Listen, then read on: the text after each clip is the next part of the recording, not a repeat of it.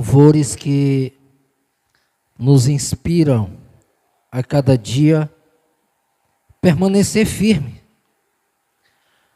Porque o propósito do cristão não é apenas começar esta caminhada.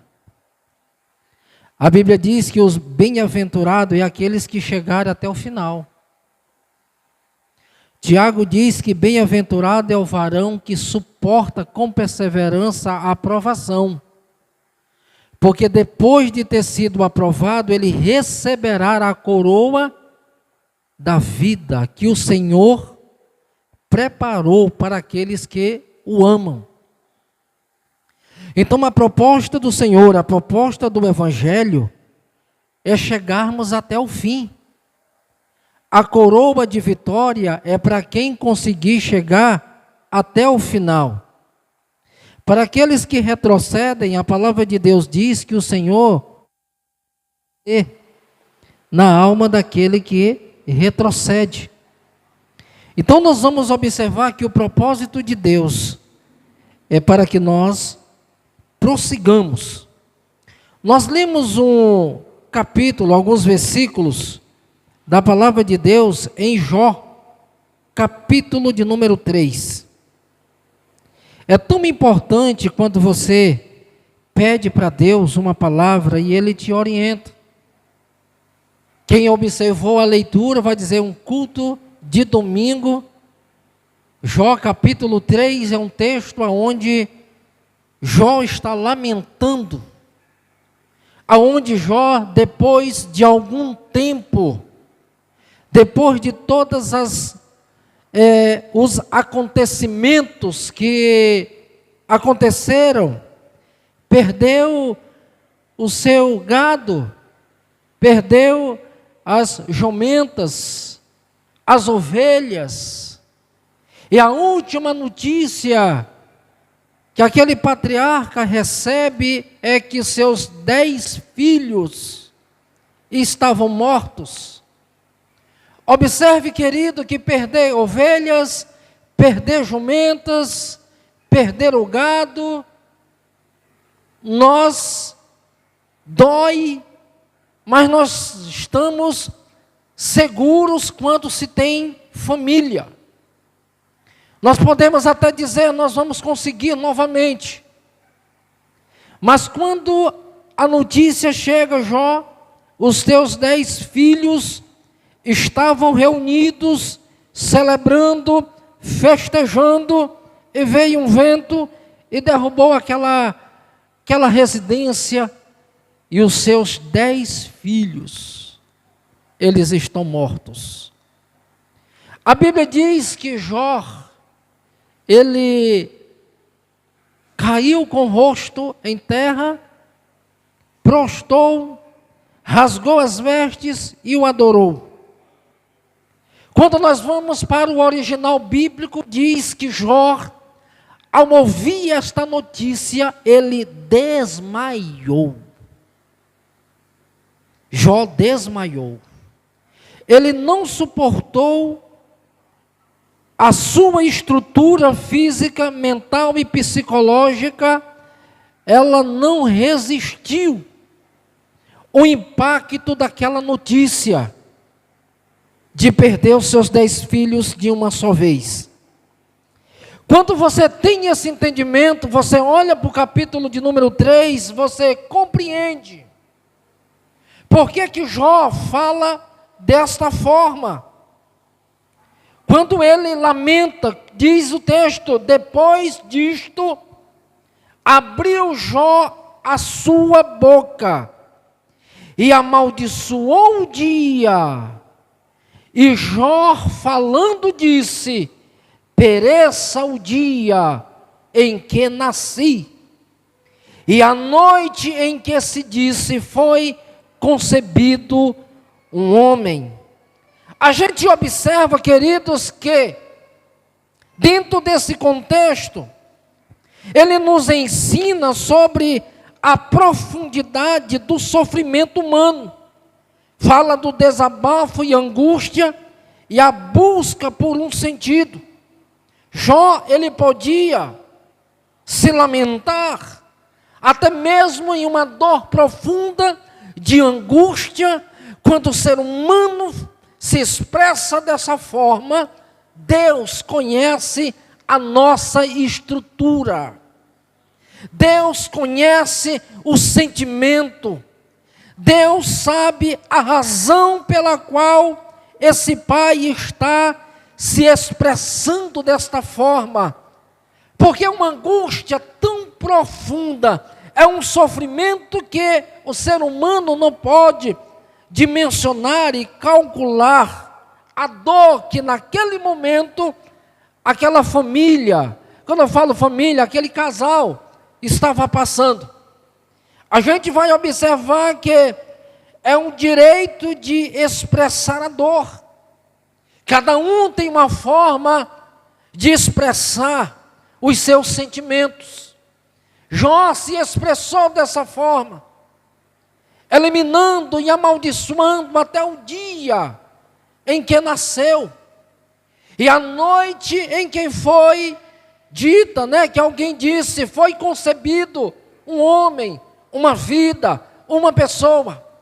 Jó está em uma profunda tristeza, que o que ele mais queria naquele momento era apagar da história o dia em que ele mesmo nasceu.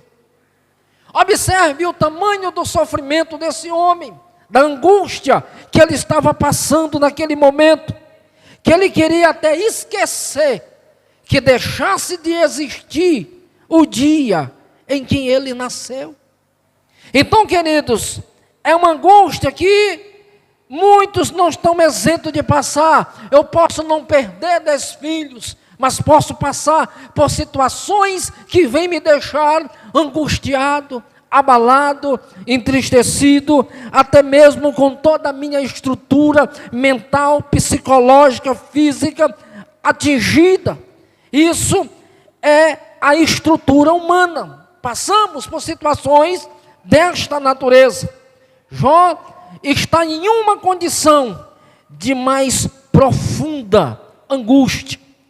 E Deus, olhando para esse pai nessa condição, os historiadores dizem que Deus, nesse momento, ele fica em silêncio, observando a angústia e a tristeza daquele homem.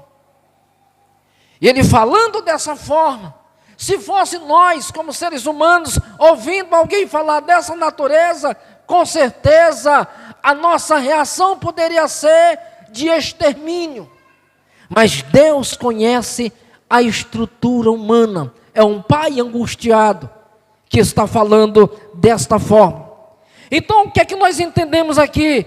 Esse capítulo 3, ele mostra a realidade do sofrimento.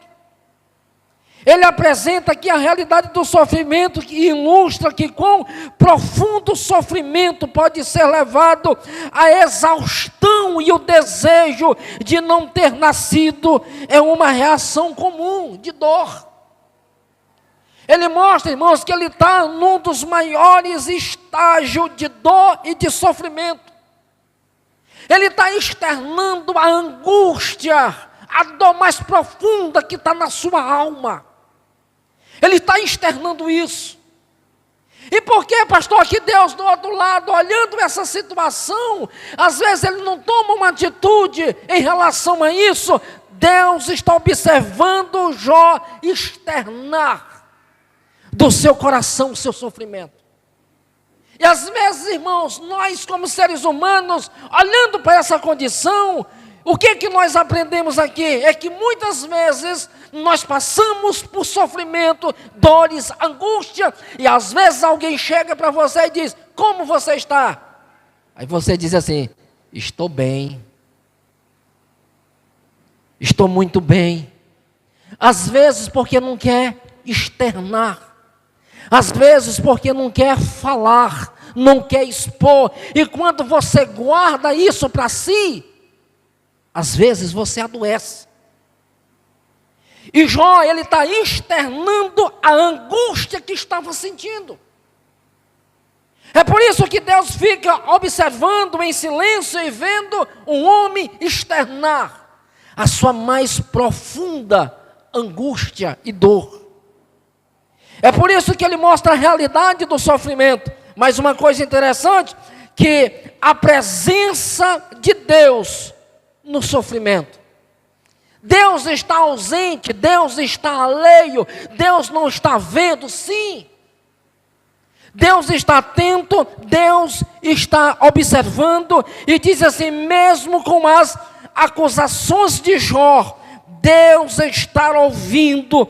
O capítulo ressalta que a certeza da presença divina, mesmo sem entender, é um alívio em um caminho para a restauração.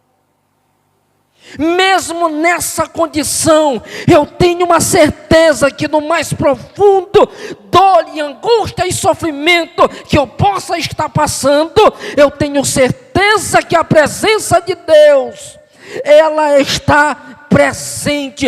E se a presença de Deus está presente, esse Deus pode intervir a qualquer momento, trazendo refrigério para minha alma e restauração para minha vida. Louvado seja o Senhor. É por isso, irmãos, que Paulo fala na segunda carta aos Coríntios, no capítulo 4, do verso 16 em diante, Paulo vai trazer para nós o seguinte: ainda que o homem exterior se corrompa, contudo o homem interior se renova de dia a dia, porque a nossa leve e momentânea provação traz para nós eterno peso de glória, porque nós não estamos firmados nas coisas que se vê, mas nas coisas que não se vê, porque as coisas que se vê, elas são transitórias e passageiras, mas as coisas que não se vê, elas são eternas. Louvado seja o Senhor. Mesmo em um momento como esse, se nós temos consciência da presença divina, Ele vai produzir restauração para as nossas vidas. Louvado seja Deus. Esse é o propósito do Senhor. Jó, irmãos, por algumas vezes ele se lamenta. Observe o capítulo 19 e o versículo de número 14. Ele diz assim: os meus parentes me abandonaram e os meus conhecidos se esqueceram de mim.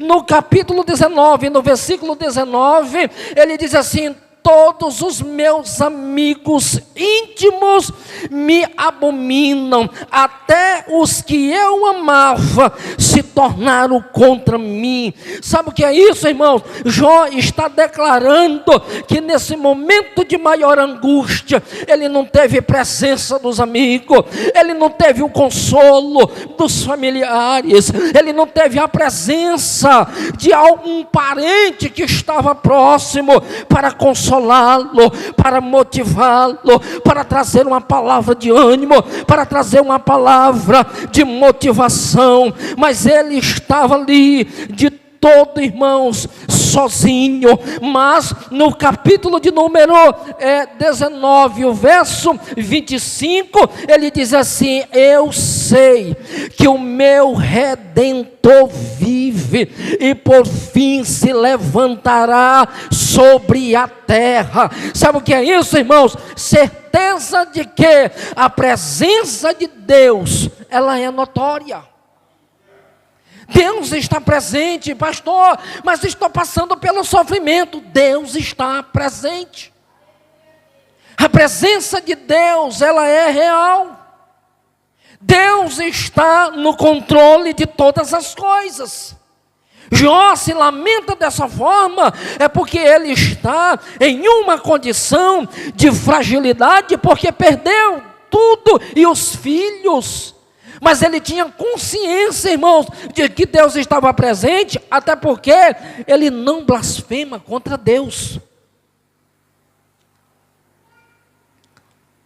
Ele não vai blasfemar contra o Senhor.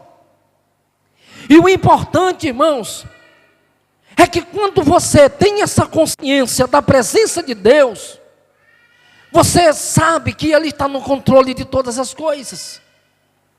Isaías 43, 13, diz assim: antes que houvesse dia, eu sou. Não há quem faça escapar das minhas mãos. Operando eu, quem impedirá? O profeta Isaías, irmãos, está declarando, e Deus falando através do profeta, que Ele está no controle de todas as coisas. Que Deus, Ele está no controle de tudo. Antes que houvesse dia, eu sou. Ele fala de uma soberania, da sua existência. Ele fala que Ele está no controle de todas as coisas. Antes que houvesse dia, eu sou. E não há quem faça escapar das minhas mãos. Ele está dizendo assim: eu estou no controle de tudo. Eu gerencio, eu governo, eu sustento, eu controlo, eu domino. Não há quem faça escapar. Não há ninguém que arrebate das minhas mãos aquilo que eu tenho. Ele diz assim: quando Ele opera, operando eu, quem é que vai impedir? Quem é o opositor de Deus? Quem é aquele que pode ir contra o Senhor? Quem é que pode, por mais que queira, irmãos, tentar tirar algo de Deus? Ele está dizendo assim: quando Ele opera, não há quem faça, não há quem tire das suas mãos. Operando eu, quem impedirá? Louvado seja Deus. Deus, Ele está no controle e no domínio de todas as coisas. Quer ver uma prova disso, irmãos? Apocalipse 19, 11. Ele diz: eis que cedo, eis que vejo os céus abertos. Ele fala um cavaleiro e o seu cavalo branco. Ele fala assim que Ele é fiel e verdadeiro, julga e peleja com justiça. Quem é esse cavaleiro branco? Quem é esse que é fiel e verdadeiro? É o Senhor. Ele está no controle de todas as coisas. É Ele que opera, é Ele que decide. É Ele que está, irmãos, falando conosco, trazendo-nos a esse entendimento, que por maior que seja o sofrimento, Ele está no controle. Ele está agindo ao nosso favor. Ele tem palavra de restauração. Ele tem palavra de motivação. E isso é importante, porque o terceiro ponto, ele fala de fé em meio à escuridão. Olha só, a experiência de Jó mostra que a fé, ela não é a ausência de dúvida ou de dor, mas a capacidade de continuar, de se voltar para Deus, confiando. O que a gente aprende aqui, irmãos? É que às vezes as pessoas acham que por causa do sofrimento, da dor, a fé foi embora. Mas a fé, ela não é ausência de dor e nem de sofrimento. Quem tem fé passa pela dor e também pelo sofrimento. A nossa fé, ela não pode ser ofuscada e nem abalada. Mas ele diz, mas a nossa fé, ela é a capacidade de continuar, de se levantar, de se voltar para Deus, confiando que Ele trará luz após a escuridão. A nossa fé faz isso, irmãos. A nossa fé, ela faz isso. Porque mesmo em meio ao sofrimento, eu posso declarar para o Senhor e dizer, Senhor, estou passando por essa situação, mas eu creio em Ti. Eu sei que o meu Redentor vive. Eu sei que a minha fé, ela é o suficiente para me alcançar as vitórias que o Senhor tem para mim. Eu sei que eu não vou abrir mão do propósito de Deus, porque a minha fé, ela me faz andar, acreditar. Porque, irmãos, andar por fé não é andar por vista, e andar por fé é possuir sem apalpar. É você tomar posse pela fé, para que você possa ver aquilo se concretizar, irmãos. Porque nós não somos cristãos por andar por vista, mas por fé. A fé nos leva a isso, a fé nos leva a crer. no invisível e no sobrenatural. Porque a nossa fé, ela não vai depender se o vento está soprando contra ou se o vento está soprando a favor. Mas nós nos firmamos no propósito de que Deus é merecedor da mais absoluta confiança que nós podemos depositar nele. Isso é fé, irmãos. Isso é fé. Jó passou por essa situação, mas ele nunca vai mostrar que Jó blasfemou contra Deus, não. Porque ele acreditava que mesmo no sofrimento, Deus estava com ele. Mesmo que os amigos fossem embora, mesmo que os parentes deixassem, mesmo que aqueles que cercavam a sua mesa, eles já não estavam mais presentes, mas ele tinha certeza de que Deus estava presente na sua vida. Louvado seja Deus, aleluia. Nós vamos observar, irmãos, em Apocalipse 21:5, diz assim: aquele que está assentado no trono disse: eis que faço nova todas as coisas. Aquele que está sentado no trono, se você tem fé para crer, ele está dizendo: eis que faço nova todas as coisas. Louvado seja o nome de Jesus. E ele diz que acrescentou e escreve: porque estas palavras são fiéis e verdadeiras. Aleluia. Isso, irmãos, é para quem crê, é para quem toma posse, é para quem está disposto a andar com esse Deus e desfrutar do que Ele tem para nós. Então o capítulo 3 de Jó nos ensina que o homem pode passar pelo sofrimento, o homem pode passar pela angústia, mas ele não pode se esquecer de que Deus, a presença dEle, ela é real, ela é notória, Ele está sobre a orientação e os cuidados de Deus. Por quê, irmãos? Porque quando Jó passa por tudo isso, por todo esse sofrimento, por toda essa angústia, a Bíblia nos fala, irmãos, no capítulo 16, que Jó, em todo o livro, por 33 vezes, Jó perguntou para Deus: por quê? Por quê, Senhor? Eu estudei esse livro de capítulo por capítulo, e eu gosto de conferir essas coisas. 33 vezes nesse livro, Jó perguntou a Deus: por quê? Algum de vocês já fez alguns porquês?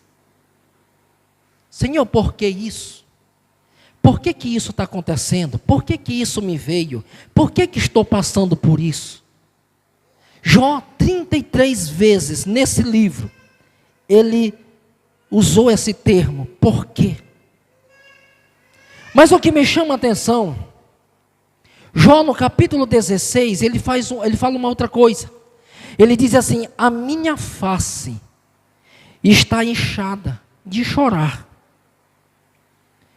a falta daqueles que rodeavam a minha mesa. Chegou um momento na vida desse homem que ele chorava com saudade dos seus filhos.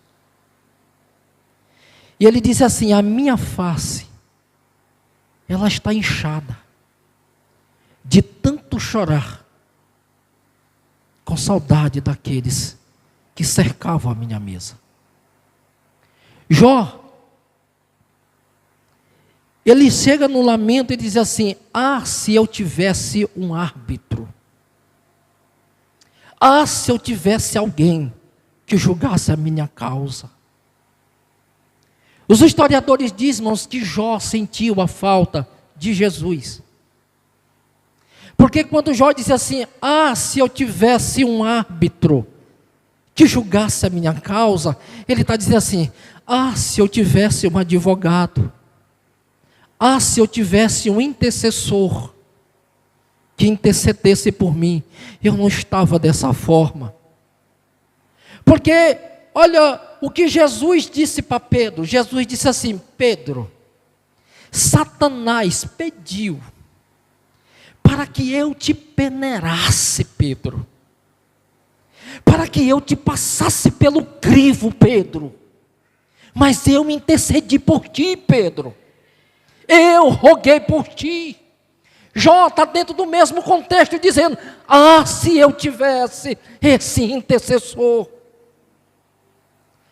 se eu tivesse alguém que tivesse intercedido por mim, eu não estava passando pelo que eu estou passando agora.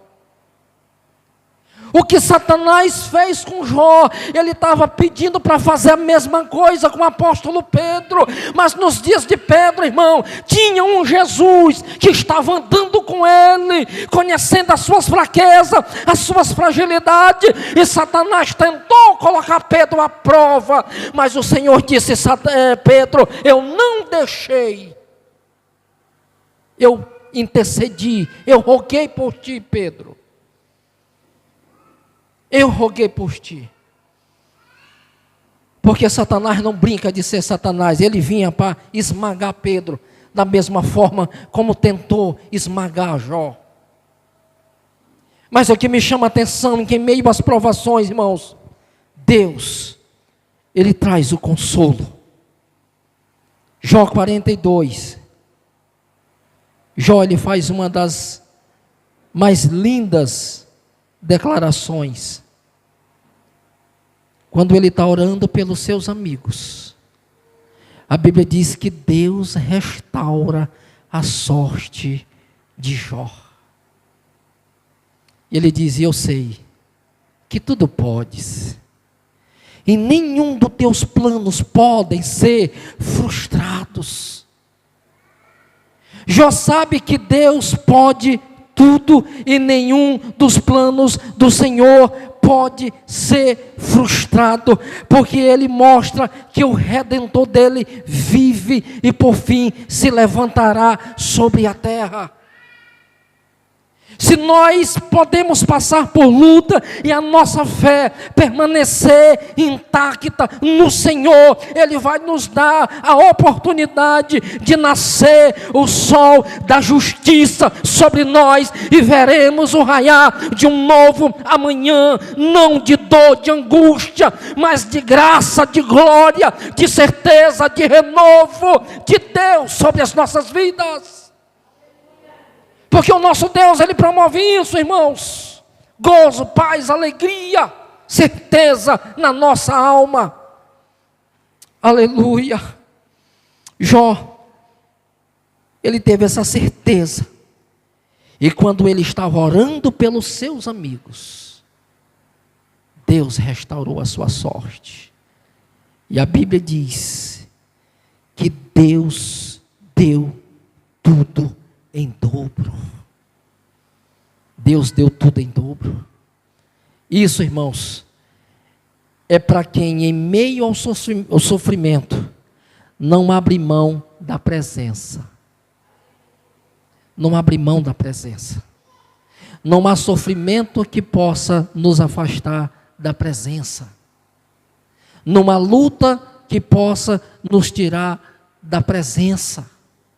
Mas que venhamos continuar servindo, reconhecendo que em mesmo as dores, Deus, Ele está presente. O capítulo 3 de Jó nos ensina isso. Nos ensina que sermos, ele fala, honesto, com nossa dor e frustração diante de Deus, é que a presença de Deus, olha só, que a sua presença, escutação, o início do processo da cura e da restauração. Tem que ter essa certeza, porque a presença de Deus, ela promove isso, restauração sobre as nossas vidas. Amém, queridos?